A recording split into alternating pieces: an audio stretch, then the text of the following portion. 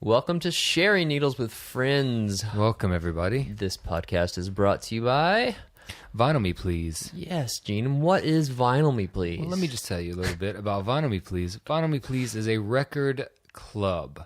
Record club, you say? A record club. Okay. Where for the low price of $23 a month, starting at $23 a month, you can have records delivered directly to your doorstep every single month. What kind of records are they? These are records that every single collector should have in their collection. And the thing is, what makes it special? Now, it's not just... You're selling me right now. It's not just saying, hey, I know you already have this record, but here, have it again. Yeah. It's a limited edition that only club members get.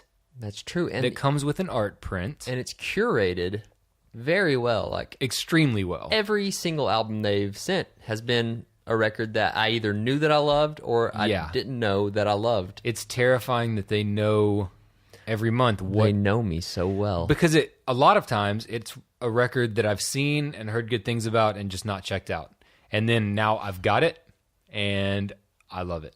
Yeah, and it comes with a cocktail recipe that is designed for each record, so it's pairing you with a good adult beverage. If you want to, listen to your music while drinking something that is inspired by the feel and the mood of the music in which you were listening to at the time. What better way is there? Yeah, there's no better way. Exactly. So if you go to vinylmeplease.com, you can request your invite today, and you should do that. And you should definitely do that because be part of our club. It's seriously one of the best ways to grow your record collection. If you're maybe new to collecting records, I feel like it would be a great tool to use. If you're new to collecting records and you want to get some essential things that aren't just brand new records, but essential older classics that you have to have in your collection, sometimes you're going to get those. Yeah. And other times you're going to get new records that you just haven't gone out and gotten yet. That's true. We are also sponsored by Nothing Too Fancy, which is a lovely boutique shop here in Knoxville, Tennessee. But you can also go to nothingtoofancy.com and peruse their catalog there. Yep. There's stuff there, T-shirts and men's goods, such as... a lot of beard apparel. Beard apparel, yeah. Beard jewels. Go get beard clothes. Beard oils and combs and shampoos and conditioners, and it's pretty awesome. Yeah. You can also get all the Sharing Needles with Friends merchandise there. You can get shirts and slip mats and mugs, and we all know that you really want those. And you can find them on Instagram. If you look up Nothing Too Fancy Knoxville, there's pictures of our merchandise there. And also other crazy cool stuff that they have. Crazy cool It's things. insane. Every time I go in that store, they have something new that I haven't seen before in the previous times being there that I want. So check it out. And also, if you are listening to this and you enjoy it, please give us some stars and ratings in iTunes or wherever you listen to this podcast. Please. It'd be very kind of you. This episode is a really, really awesome episode. We got to talk to a really, really awesome dude from a really awesome band. Very awesome band. So Tiny it's Moving like the Parts. trifecta. Yeah. Okay, so recently Tiny Moving Parts put out a record called Pleasant Living. Yes. And it is unbelievable. Fantastic. And if you followed the band... by listening to this record, you will hear an insane amount of growth. And again, not saying that anything that was ever put out prior to this was in any shape less than awesome. The album before was This Couch is Long and Full of Friendship, which we talked about amazing. In detail with Split Family when they were in here. Exactly. So it was very good to talk to him about an album that we've already talked about. That's true. That is very true. That's the way the world goes around. Man. So everybody, here is Dylan from Tiny Moving Parts. Check it out. 1, 2, 3, 4.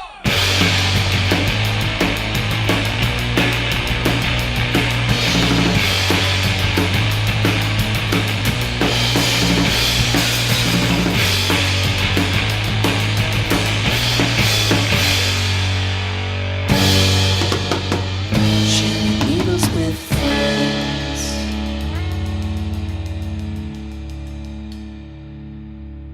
So, man, how are you doing? Dude, I'm doing really good. Just just hanging out at home with my parents and stuff, and it's good, man. Doing really well. Yeah. So you got a big tour coming up here. It starts the 17th? Is that right? Yeah. I think it's like less than 2 weeks away. Wow. Yeah. It's coming up. Yeah, dude, we're really excited. We're just kind of practicing. This coming week, we're just going to practice really hard, and we're really excited to be back on the road. Yeah. Nice. So do you prefer, like, I know we talked to some bands and they're like, yeah, I don't really care for touring big stretches, but I always enjoyed it. Like, if I was going on tour, I wanted to be gone for as long as possible. Yeah. Yeah. Dude, we love it. We love long stretches. We love just being on the road as much as possible. Yeah. Yeah, that's kind of the way to do it. I feel like if you're going to get out on the road and you're going to tour, you might as well make it worthwhile. Yeah, just make it count, Exactly. It's already enough trouble to, get in the van and load all your shit in. So, I mean, make as many friends as you can and just have fun for as long as you can. Because Exactly, dude. And, like, the thing that's kind of cool, like, Matt and Billy, they're brothers and I'm their cousin. So, like, no matter what, like, even if we weren't on tour, we'd just be, like, hanging out at their house, watching TV. So it's like, might as well be on the road doing something. How is that playing with family members, being a cousin and having brothers in the band? Is that ever I'm sure you've been asked this question a million times, so please forgive me. No, it's great. It's awesome. I mean, we grew up together. We hang out every week of our lives ever. Nice. And I don't know. It's really beneficial because when I was 12, I started learning guitar, and Matt did the same thing. And then Billy, he's 2 years older, but he was 14. He started playing drums, and we learned our instruments together. Nice. So it makes us more tight and it's a lot more beneficial. Like we can read each other really, really well. Like even if things were malfunction live or anything like that, we can have options to okay, I know he's gonna want to do this, so I'm gonna do this. Yeah. We can read each other pretty well. That's awesome. Really that's nice. A really good skill to have. I mean, there's nothing worse than something that goes wrong on stage and everyone just stops deer in headlights and looks at each other. It's like, oh no. Exactly. Just keep going. What? Yeah. That's always a strange one. What's the scene like? And you guys are from where in Minnesota?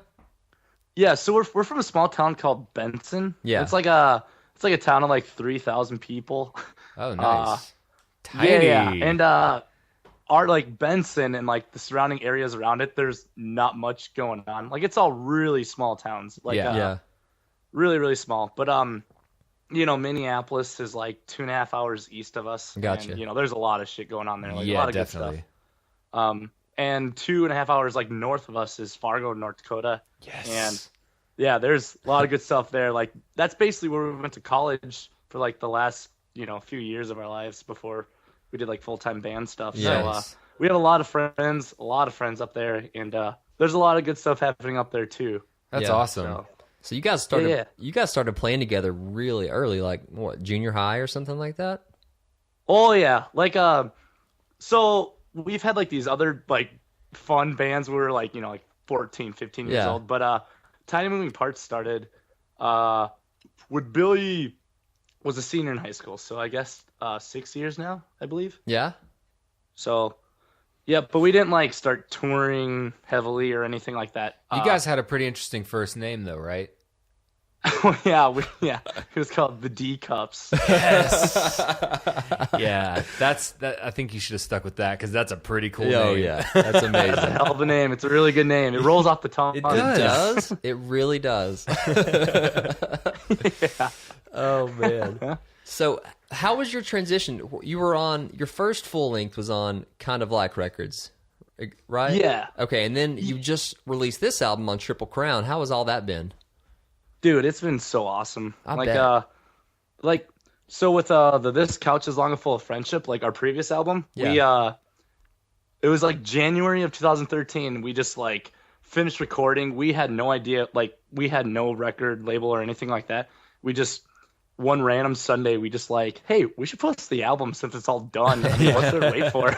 Yeah. So we just what are we doing with posted this? it, and then that's when Lisa from Kind of Like Records got in touch with us a few months after. We've had a lot of different offers, and the thing is once we released that album, we booked a 54-day full US tour. There you go. Just a DIY house shows and everything like that. And we get emails weekly, daily, and from people were like, hey, I'll put this on cassette. Oh, I want this on vinyl and all this stuff. And we just basically responded to everybody like, hey, once we get home, we'll, once we get off this 2-month run, because we this is like our first time diving deep into like touring, big time, like, a lot. And, but yeah, so long story short, we just, it's a lot more professional, I guess, like being on Triple Crown, like, everything's like a lot more legit, and you're on it's the really same fun. Like, label as Brand New. Yeah. That's pretty awesome. Yeah. I mean, dude, funny thing is, when we played a high school coronation in Benson High School. As you do. And and I was like, I think I was 14 or 15. Like, we were all really young, and the first song we played in front of anybody was The Quiet Things That No One Knows. Oh, yes. That's awesome. Yeah. That's incredible. So see, the world does come around full circle. It does. It Yeah, really it's does. like, that's mind-blowing. Like, It is. It's so funny. These bands you look up to, and then one day you were on the same label. Exactly. And that's pretty fantastic. Yeah, it's crazy. So I only assume you guys hang out all the time Yeah, with Brand New, your best right? friends. Oh yeah, there are BFFs. Okay, Yeah, we, gotcha. Okay. hang out on the weekends.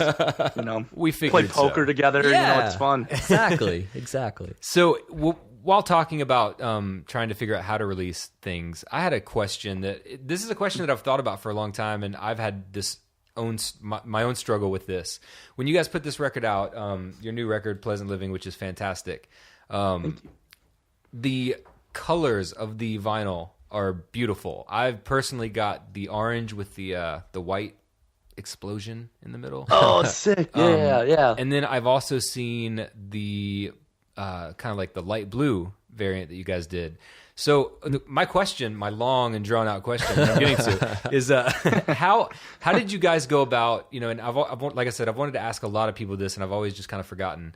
How did you guys go about choosing the colors in which you were going to release on the different variants? Because as someone who has released vinyl myself, I know that when it comes down to the color, it becomes this huge thing. Like, what are we going to do? Yeah, How do we want it to feel?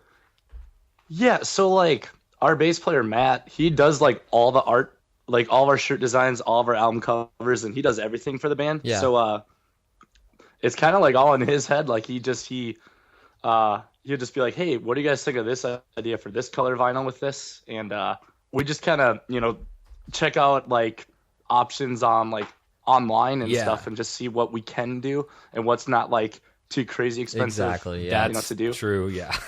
Because it Like, gets ridiculous. like that- It like- does.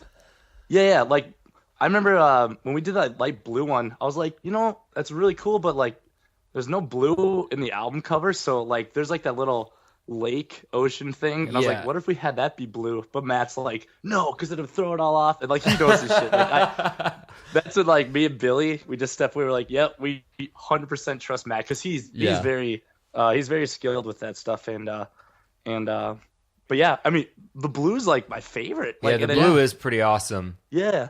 So we just trust Matt. He just goes with his gut, and Billy and I just like hang out like, hell yeah, dude, let's do it. Right on. That sounds good. You got that taken care of? Awesome. Yeah. That's what I look to Derek Exactly. for a lot of that. Like, Derek, you've taken care of that? Yeah. Okay, good. So I don't need to worry. Okay. Yeah. That's always how it works over yeah. here. Okay, so I'm going to use the E word. E word. Yeah. Ewok, right? And this is probably another question that I'm sure you've heard before, but it's interesting to me. There's been kind of an emo resurgence in the scene, and I feel like if there is such a thing, if that exists, if an emo resurgence exists, I feel like you guys are at the front of it, and you guys are doing what you guys do, and you're doing it right. Yeah, like you're doing it really well, the really really awesome way. But Oh, hell yeah, thank you. yeah, man. How do you feel about the term emo as far as like where you generally would put yourself? Like if someone were to ask you where you guys fit, in the genre scene, because God, there's genres now for everything. Yeah, that's the thing. Like, that is a good question, and like we ask ourselves this a lot, but like, we're just like a lot of other bands. Like we don't want to be like thrown into like a certain pool of genres. Exactly. We just, like with, we don't want to write the same exact album every time. and we just want to experiment and do different ideas. Mm-hmm. Yeah, so like, obviously I could see why people say we're like an emo band, because we do write, emotional lyrics. Like we like to do, sing songs that people can relate to, can take it any way they want to. Mm-hmm. And, because that makes it a lot more fun for live shows. And we just, it's more meaningful that way. So I can definitely see why we get thrown into like the emo pool. Yeah. But yeah, I mean, I think a lot of people know that we're pretty open-minded and do different ideas and stuff, and as long as we stay interesting, that's kind of like a big thing we like to stay like true to. I guess TMP, like we want to be interesting, but yet like connect with people and like not be too out left field, and exactly. Well, I mean, there's many things I love about the band, but one thing in particular are the lyrics, and they're just, it seems like stream of consciousness lyrics. Like it's honest and to the point, and you really feel the lyrics in your music, as opposed to some things where you feel like someone just tries to be too poetic. It's like it hits you very well. I think that's a great thing you guys do. Oh, thank you. Thanks a lot, man. How does the songwriting process sort of go with you guys? Like, does someone bring something to the table and you just run with it, or do you get together and just sort of create with each other, or how does that work?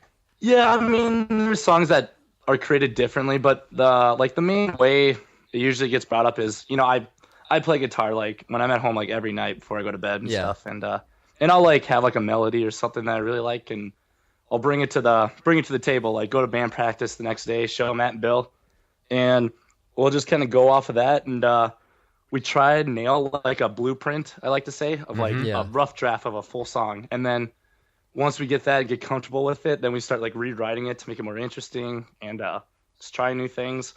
And then that's when I like write the lyrics and like put it right into it. And then once we do that, then we probably rewrite it like 3 or 4 different times still. And because I mean, there's times I try to do the opposite, like write the lyrics first. Like I still write it like a bunch of lyrics and like cool lines and just ideas down. I always have, like I always will be doing that. But making songs, it just feels like it's much easier. Then it comes out better when we do the music first. Right. And then, you have sort of like an outline to go by to fit what you want in and stuff like that. Yeah, exactly. I've tried writing both ways, like where I've just written ideas down on a piece of paper and I said, later I'm going to be able to put this to music. I got it. Yeah. I got this. And it never really worked out as easily as just doing it after having the music established. Yeah. Because you've already made a feel. And exactly. Yeah. And I mean, at least with me, I tried not to have the mentality of like trying to write a song. It just like, as cheesy as it sounds, but like it just naturally has to come out. Just let it pour out. Yes. Because we were like practicing and demoing out a lot of the songs at Pleasant Living before we went to the studio in Baltimore to record. Yeah. And the last day we practiced before we packed up and left, we had 12 songs written already, and then I just started like just doing like this melody, and it was the intro for Always Focused. Oh, nice. And then like Matt and Billy were like, holy crap, what the heck's that? And I was like, dude, I don't know, but it felt good. It sounds good. And then Billy came downstairs and we wrote that song.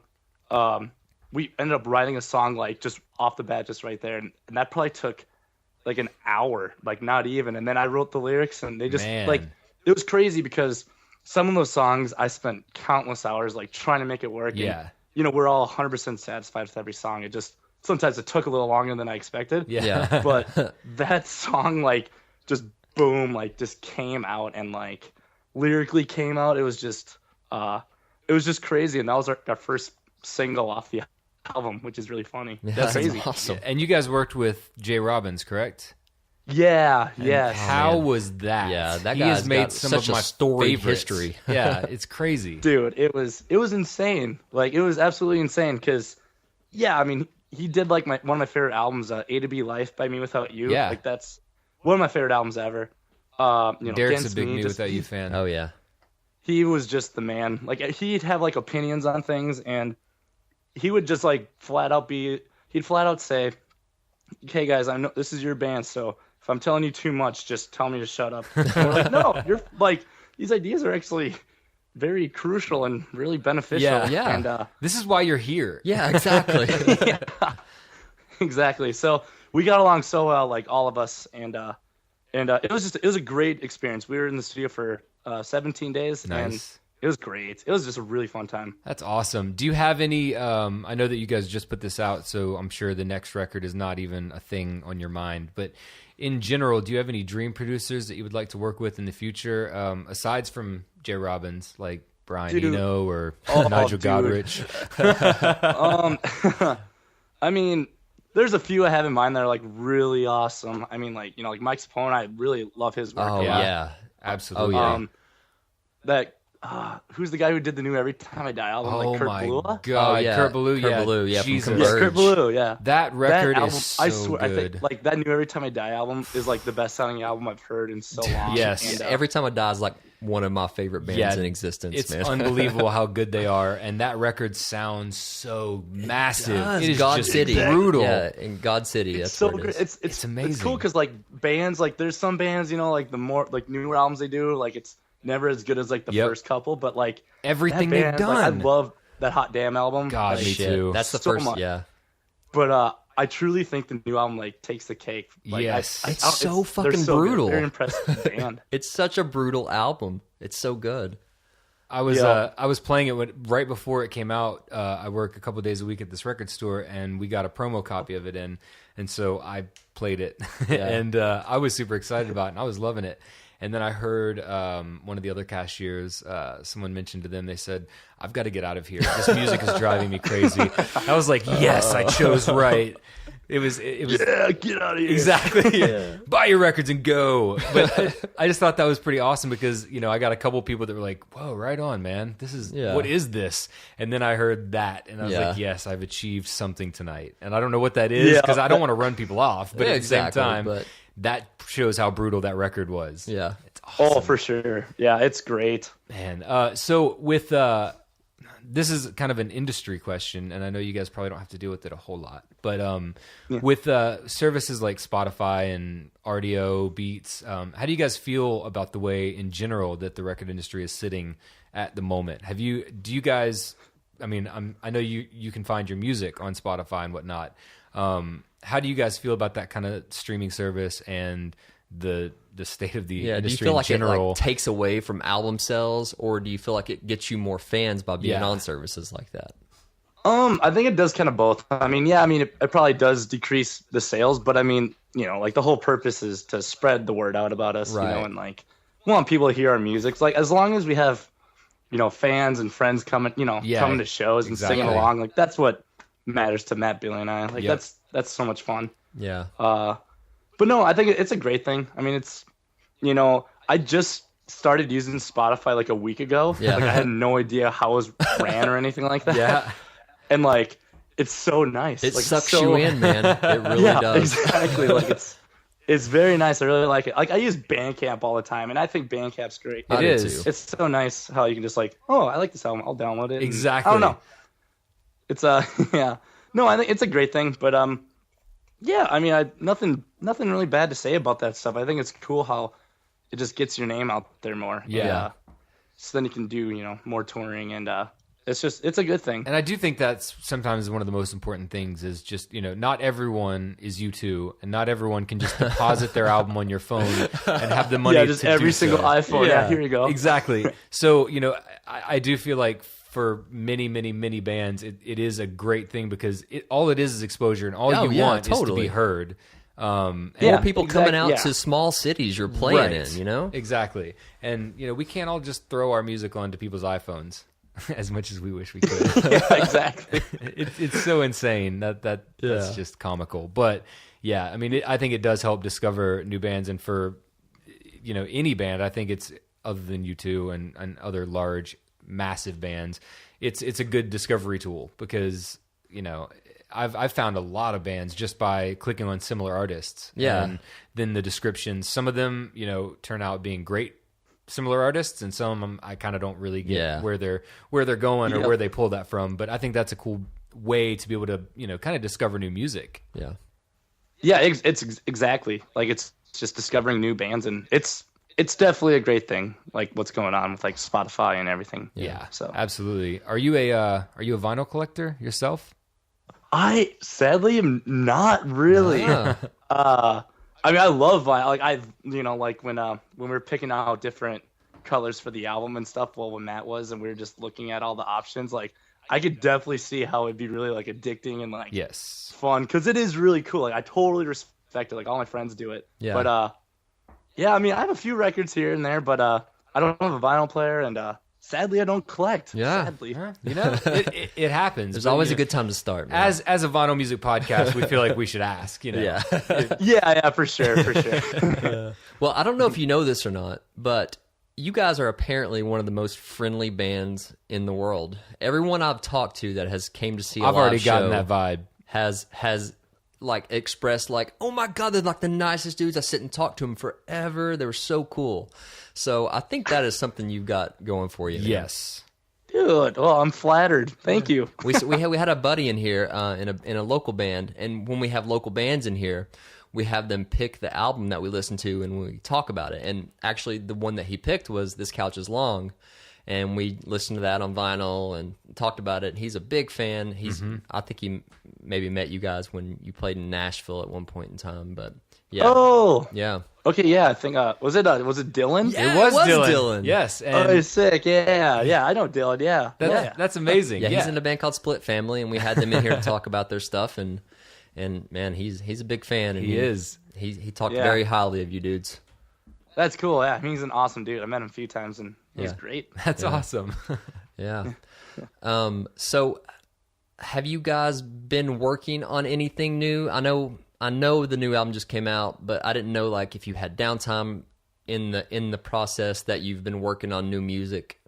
Yeah, some bands shut down after a record comes out and they just take some time off, and then some bands have to just like push forward and keep doing. Yeah, for sure. Like I guess with me, I always like to stay like one step ahead. Like I always like to be like on top of things. Yeah. So like I've been writing a lot at home. I think I have like my foot in the door of like 7 or 8 new songs. Wow. But that's a good start. Like, ideas, and like I kind of want to do like a concept album. Yeah. But for like the next album, but like I'm just like brainstorming right now. Just kind of tackling ideas, but no, I always like to write. I love writing. There's like so many bands I hear that they argue and get stressed out when it comes to writing, but I mean I love it. It's fun. So much fun. Yeah. It's just a fun thing to do.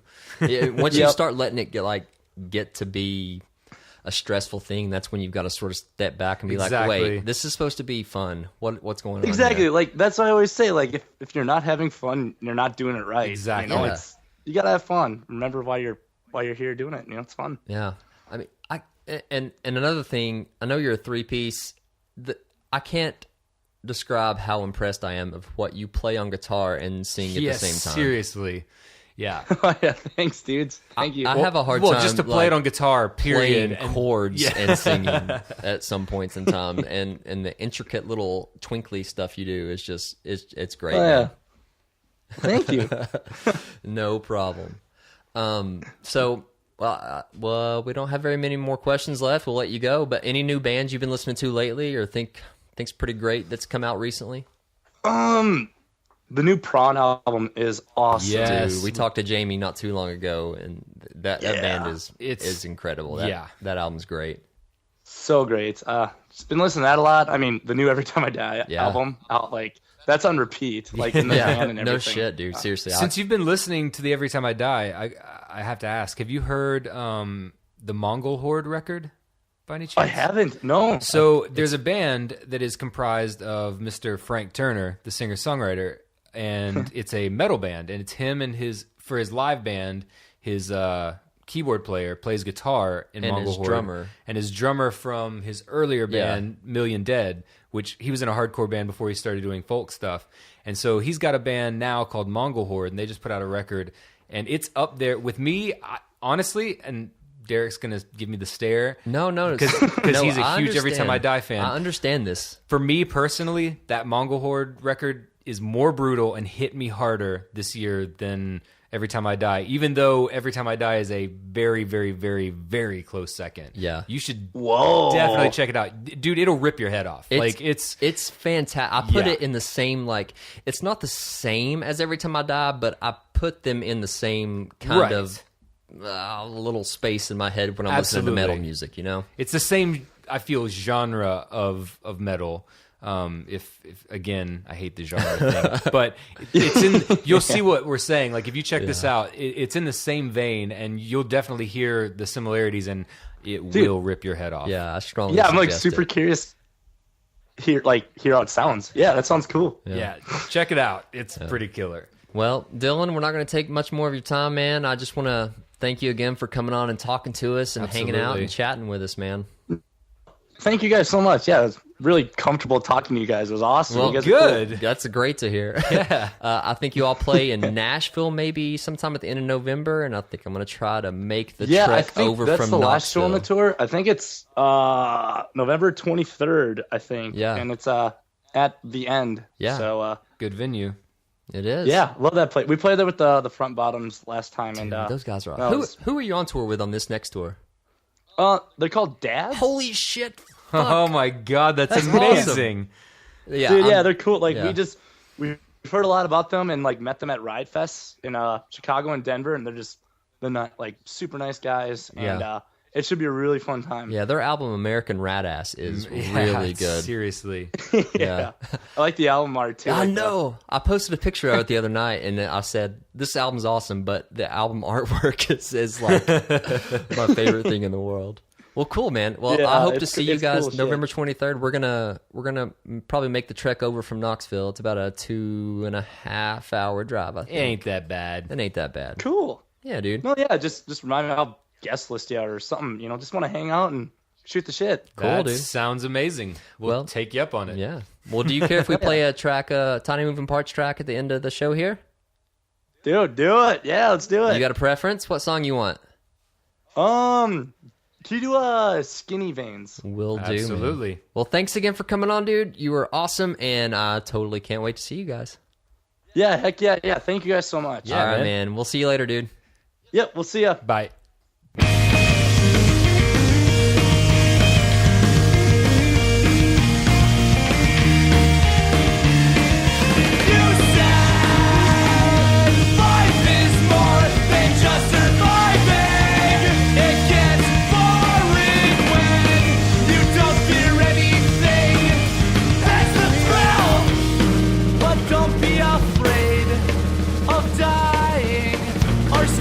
Trying, 'cause that will only hold you back.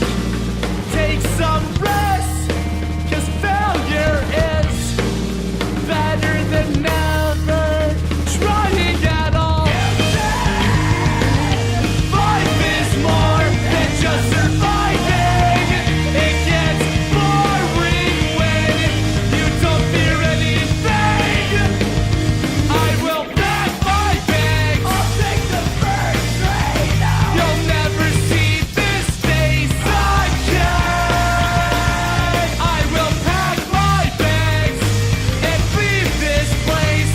There is so much more out there waiting. I've soaked you deep inside my skin. Boundless courage. I've soaked